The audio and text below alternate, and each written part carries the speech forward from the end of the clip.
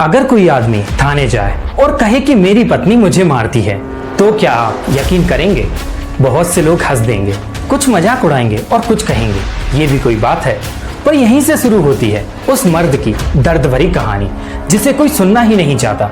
जब भी हम घरेलू हिंसा शब्द सुनते हैं, हमारा दिमाग औरतों की तरफ ही चला जाता है, क्योंकि हमने यही देखा, यही पढ़ा और हमें यही सिखाया गया।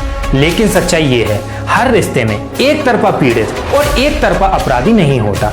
आज हम बात करेंगे उन पुरुषों की जो चुपचाप सब सहते हैं। राष्ट्रीय स्तर पर पुरुषों की शिकायतें 2022 से 2023 के बीच सेव इंडिया फैमिली मूवमेंट की हेल्पलाइन को 50,835 कॉल्स मिली, जिसमें से अकेली दिल्ली एनसीआर से 13,601 कॉल, उत्तर प्रदेश से 13,159 और महाराष्ट्र व गुजरात से 8,690 कॉल्स थी। इन कॉल्स में सबसे आम शिकायतें थी मानसिक प्रताड़ना, झूठे केस की धमकी देना, बच्चों से दूर कर देना और इन्हीं वजह से पुरुषों में आत्महत्या की सोच पैदा होना। आईपीसी 498 का दुरुपयोग। आईपीसी 498 की धारा जो शादीशुदा महिलाओं को उत्पीड़न से बचाने के लिए बनी थी, अब कई मामलों में हथियार बन चुकी है। सुप्रीम कोर्ट ने 2024 में कहा 498 का गलत इस्तेमाल बहुत बढ़ गया है।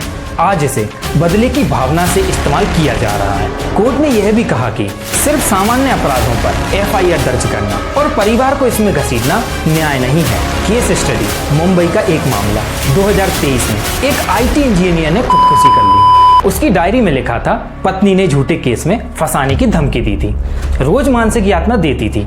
पुलिस को कोई एफआईआर नहीं मिली क्योंकि वो मर्द था। यह घटना बताती है कि पुरुष भी तकलीफ में होते हैं, बस बोल नहीं पाते। चलिए एक और केस स्टडी देखते हैं। दिल्ली का मामला 2022 में एक डॉक्टर ने आत्महत्या कर ली क्योंकि उसकी पत्नी ने उसे घरेलू हिंसा के झूठे आरोप में फंसा दिया था। उसने बताया था कि पत्नी ने कई बार धमकाया कि वह उसे फर्जी केस में फंसा देगी। उसकी मानसिक स्थिति दिन ब दिन बिगड़ती चली गई और अंत में उसने अपना जीवन समाप्त कर लिया। यह भी एक उदाहरण है कि कैसे पुरुषों को एक तरफा आक्रामक आरोपों से परेशान किया जाता है। ये सिर्फ 2 केस स्टडी थी। ऐसी केस स्टडी लाखों भरी पड़ी हुई हैं। कानूनी जानकारी और समाधान। क्या पुरुषों के पास कोई रास्ता है? जवाब है हाँ।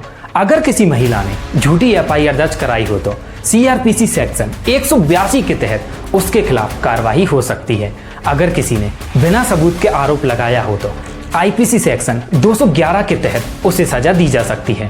अगर आप परेशान हैं तो मदद के लिए ये हेल्पलाइन नंबर है, आप इस पर कॉल कर सकते हैं। इसके अलावा मेन हेल्पलाइन ऑर्गेनाइजेशन और सेव इंडिया फैमिली फाउंडेशन जैसी संस्थाएं कानूनी सलाह और मानसिक सहयोग भी देती हैं।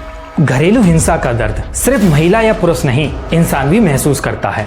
अगर हम सच में समानता चाहते हैं तो हर पीड़ित की आवाज सुननी होगी, क्योंकि अगर मर्द चुप है तो इसका मतलब यह नहीं कि वो गलत है। शायद वो बस टूट चुका है और अब लड़ नहीं पा रहा। हर दर्द की सुनवाई जरूरी है। Justice for all. अगर आप पीड़ित हैं तो अकेले मत लड़िए, मदद मांगिए, हम आपके साथ हैं। दोस्तों, अगर आपको हमारा वीडियो पसंद आया हो तो हमारे चैनल को लाइक, शेयर एंड सब्सक्राइब करना ना भूलें। हम ऐसी ही महत्वपूर्ण जानकारी आपके लिए लाते रहते हैं।